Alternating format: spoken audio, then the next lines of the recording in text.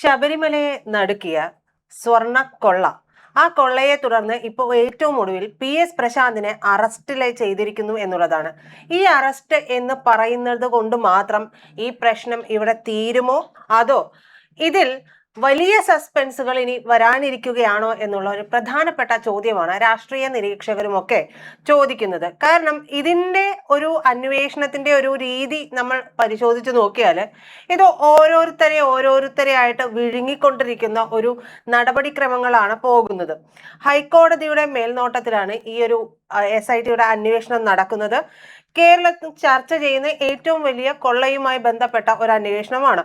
ശബരിമലയിൽ നിന്ന് ഈ കോടികൾ വിലമതിക്കുന്ന സ്വർണ്ണപ്പാളികളൊക്കെ അറ്റകുറ്റപ്പണിയുമായി ബന്ധപ്പെട്ട് അവിടെ നിന്ന് കട്ടോണ്ട് പോയി എന്നുള്ളത് തന്നെയാണ് ചുരുക്കത്തിൽ പറഞ്ഞു കഴിഞ്ഞിട്ടുണ്ടെങ്കിൽ ഇതിന്റെ ഒരു ത്രെഡ്.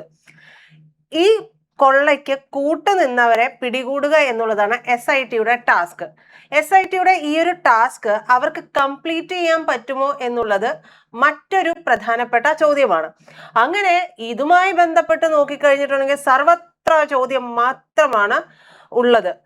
ഈ പറയുന്ന CPM നേതാവായിട്ടുള്ള PS പ്രശാന്തിനെ അന്വേഷണ സംഘം അറസ്റ്റ് ചെയ്തു എന്നുള്ള വാർത്ത പുറത്തു വരുന്നതോടുകൂടി വലിയ ചർച്ചകളൊക്കെ നടക്കുന്നുണ്ട്. അത് ഓരോ അറസ്റ്റ് നടക്കുമ്പോഴും അത് നടന്നിട്ടുണ്ട് എന്നുള്ളതാണ്. പക്ഷേ ഇതിലൊരു ചോദ്യമുണ്ട്, ഇത് വെറുമൊരു സ്വർണ്ണക്കൊള്ള കേസ് മാത്രമാണോ, അതോ ഈ ദേവസ്വം ബോർഡ് എന്ന് പറയുന്ന ഒരു വെള്ളാനയുണ്ടല്ലോ, അമക്കാൻ വേണ്ടി മാത്രം ഉണ്ടാക്കി വെച്ചിരിക്കുന്ന ഈ ബോർഡ്, ഈ ദേവസ്വം ബോർഡിന്റെ ചരിത്രത്തിൽ ഇതുവരെ കണ്ടിട്ടില്ലാത്ത, പുറത്തു വന്നിട്ടില്ലാത്ത ഒരു വലിയ അധികാര ദുർവിനിയോഗത്തിന്റെ കഥ കൂടിയാണോ, ചുരുൾ കൂടിയാണോ പുറത്തു വരുന്നത് എന്നുള്ളത്.